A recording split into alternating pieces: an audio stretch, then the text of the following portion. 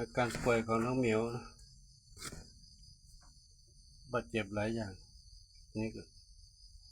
มีการชักกล้ามเนื้อเกร็ง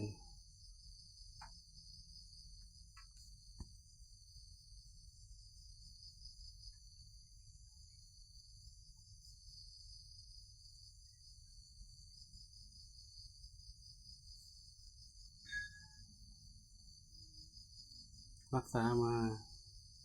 หลายครั้งแล้วฉีดยาให้เยอะเราก็ชักเ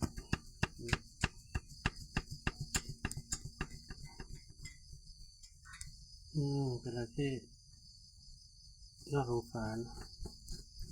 น่าเวทนา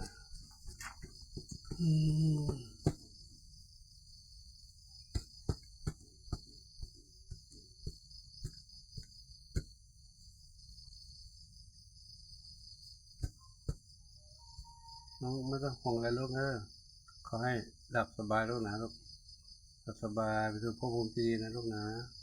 ชาตินี้หมดกรรมในชาตินี้นะลูกนะขอน้องไปด้วยดีลูกนะอย่าทรมานเลยไปดีๆลูกนะหลับสบายลูกนะหลับไปเลยลูกนะ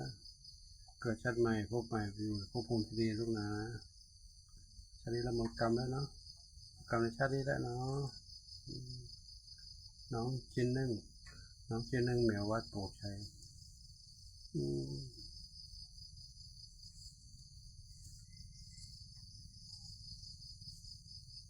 ทำได้เก่ง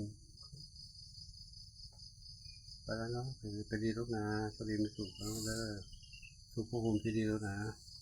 ส่วนร่างไร้วิญญาณครูไม่ต้องมึงไม่ต้องห่วงลูกนะเดี๋ยวครูจัดการให้ลูกเลยการดูแลร่างไร้วิญญาณนี้ให้เนาะคอยดูวิญญาณหนูไปสู่ภพภูมิที่ดีลูกนะ